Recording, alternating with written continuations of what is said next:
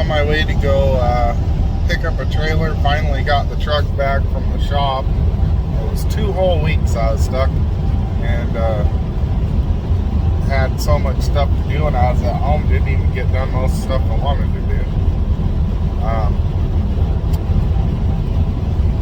Sorry I didn't get in the garage and show you the stuff I bought for my pickup. I kind of like right when I finished that last video, my wife came out and said, "Let's go. I'll get you some video." There should be some video of the dinosaurs, and we went to go see the dinosaurs I dropped off. I've got better video of them.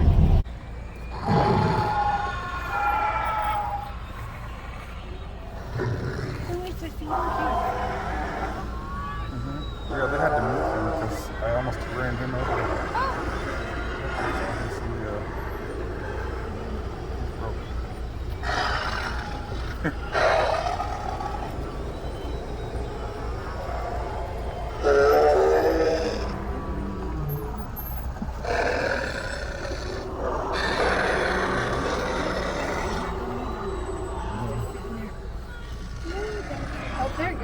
Yeah, he told me some of them can actually see you.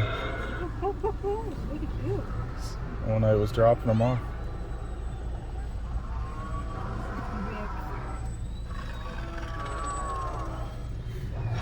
Oh, look at he's got his eyeballs moving.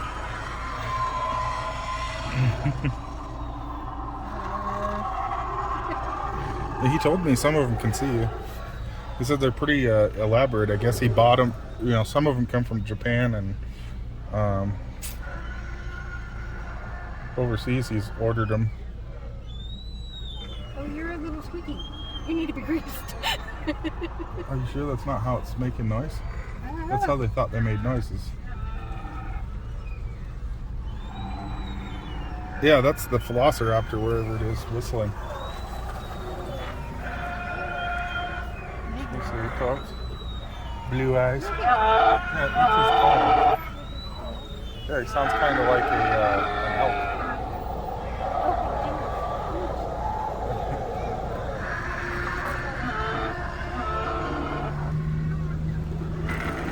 That guy's pretty cool. I like that one.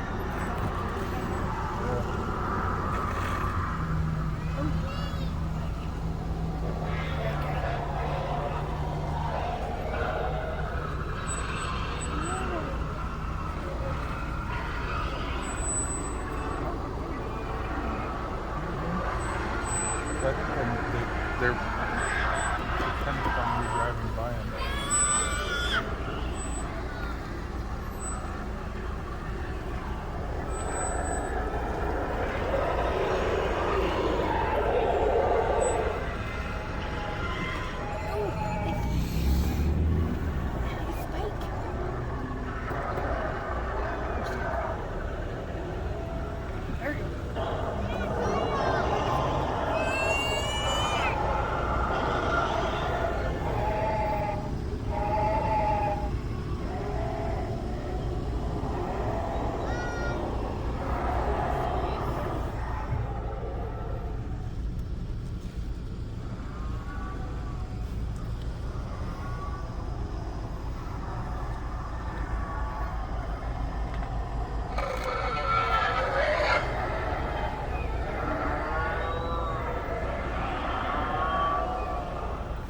I love how that Jeep over there says Jurassic World on the side. That's too funny. Not Tyrannosaurus, Bulbasaurus? Yeah, there's different. See, that guy up there is the T-Rex. See? I think technically this guy's a T-Rex over here too. I don't know, he's got horns on his back. Can that be something different?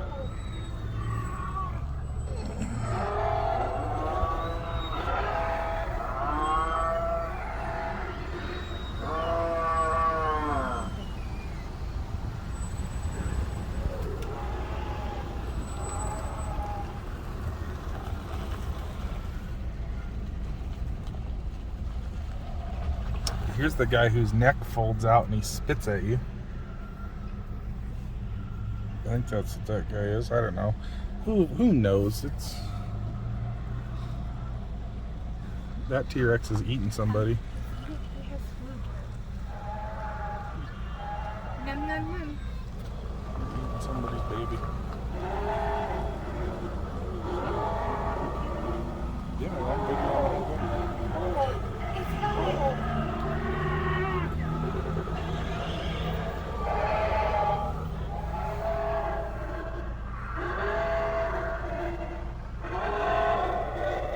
I'm telling you, if you did like a corn maze with these guys,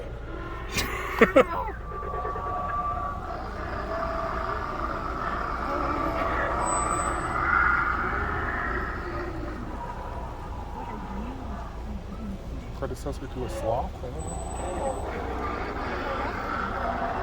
Look, the Spikey's breaking his tail. Yeah, hey, look, you can see the Spikey's butthole. Sorry, I had to. Kid's loving it.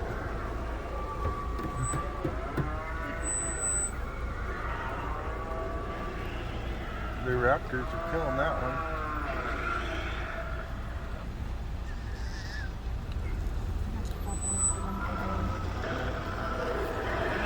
See the raptors on its back?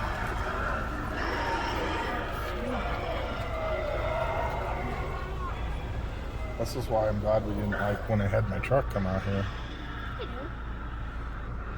He's having a bad day. You're having a really bad day, dude. So this guy wasn't here. This guy was one of the guys I hauled. This guy here? No, the little guy. The little guy. Yeah, he was on the trailer. The spike tail. Or the hammer tail or whatever.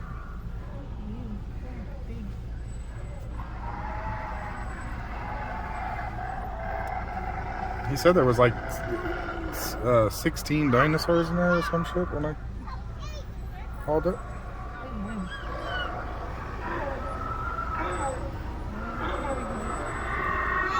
I said if you get close to him, they can see you. Motion sensors, you know.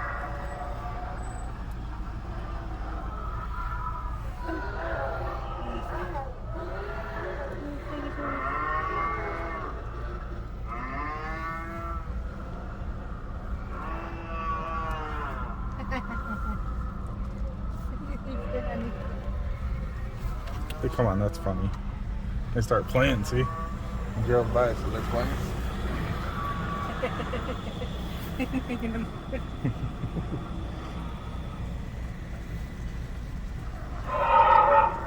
That guy's scary looking. Boy.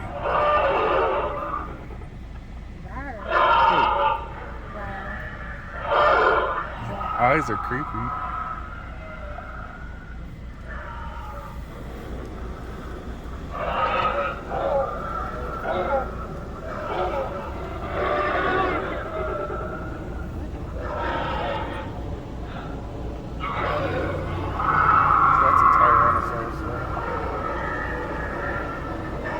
Having a bad day. He's getting eaten by raptors and a flying whale.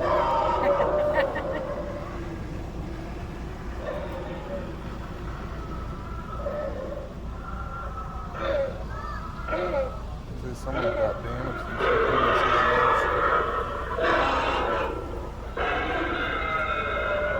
hope that's not my fault. I don't know, it's pretty impressive. There's a claw. You guys can see what I was hauling. Right now, I'm not 100% sure, but I think I'm just going to go pick up a McKinney lease trailer headed to Portland, Oregon from Jerome, Idaho. Pays pretty good, $3 a mile. Can't remember what the total was. But it's a one-day run, or one full day. So I'll probably deliver it first thing in the morning. I don't know what I've got coming after that. So anyway, what was fixed with the truck was that it had a couple of valves for the ABS that were not functioning properly, and the NOx sensor on the engine having a problem with it. I guess that Matt came out with new programming for it, so all I needed was a software update to deal with that. Because both my knock sensors have recently been replaced anyway, and I guess the EPA kind of had an allowance on some of these. Kenworth's doing it, Mac's doing it now, where once they're over 700,000, they just kind of open up the ranges for the knock sensors, because these older engines can't maintain the parameters as easily. They still more or less do, but they're not perfect when they hit 720,000. We're at 722,955. Anyway, I'll get some video here when I pick up in Jerome, Washington, or Jerome, Idaho, excuse me, leaving my house, and I guess it's going to a Toyota dealership in Portland, Oregon. I'll get some video of the picture of the trailer when I get there. I love when they tell you that the trailer is empty, and it most definitely is not. It was going to Toyota. Obviously, it's Toyota parts.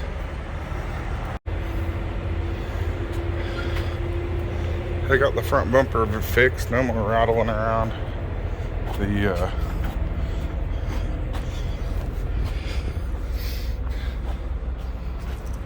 lights are all working now.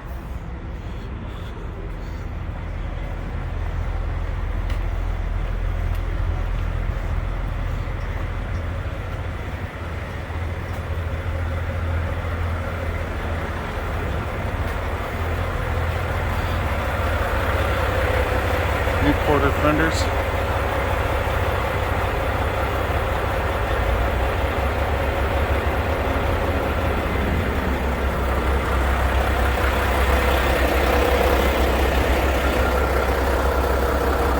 Bumper welded.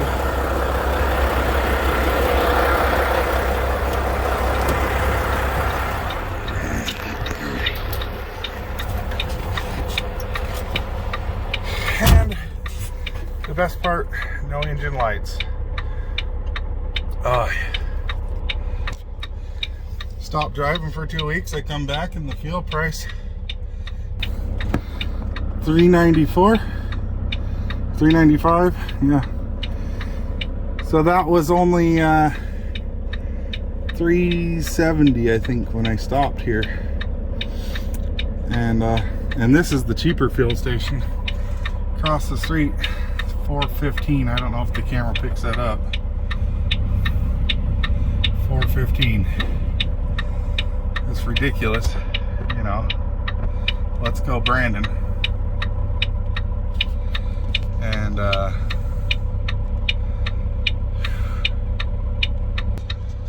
And so now I got to go fill up this fuel tank and meet up with my wife. She's gonna drop me off food and some clothes. My laundry wasn't done.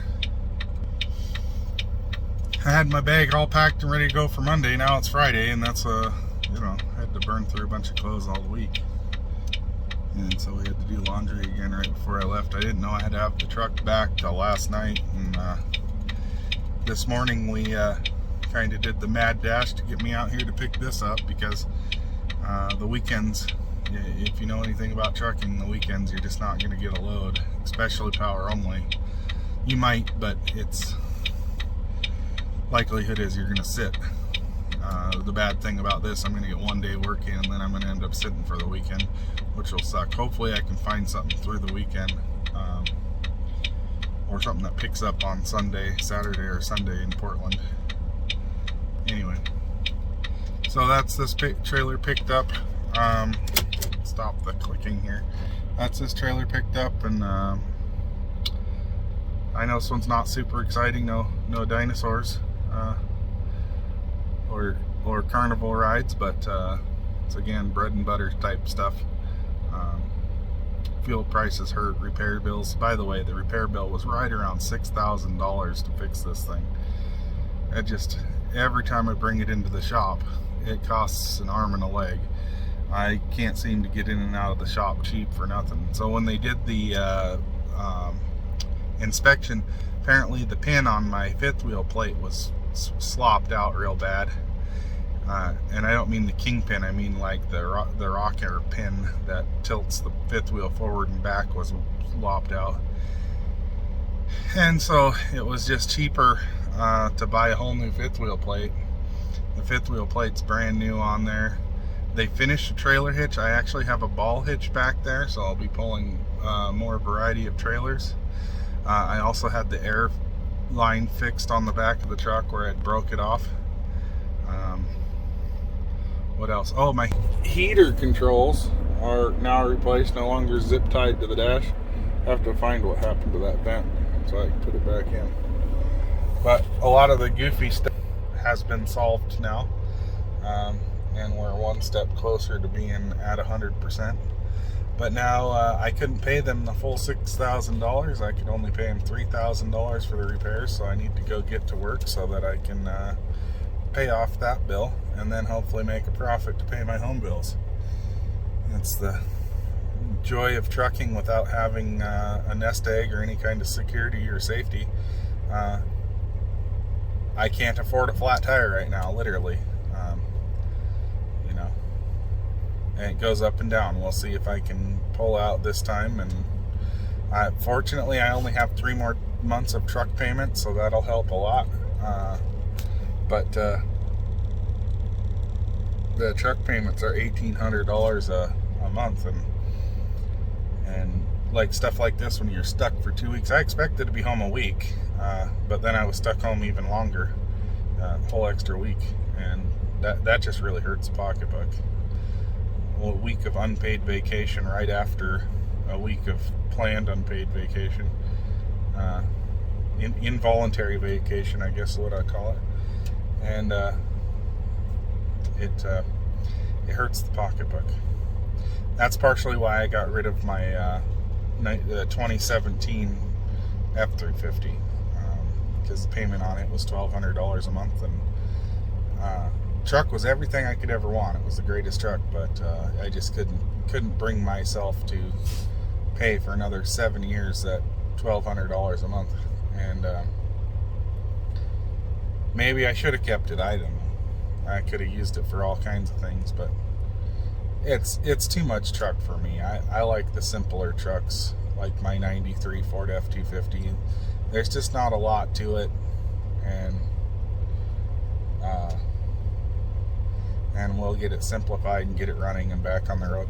I kind of want to put a 3.5 EcoBoost in that cab over. I don't know. Let's see if any of you guys watch this and say anything about that. I think that's a good idea. The current engine in it only produces 101 horsepower and only about 205 foot-pounds of torque. And an EcoBoost produces about 360 roughly. Don't quote me perfect on this. And about 365 horsepower. And that would be a huge jump. 3 times the horsepower and almost double the torque.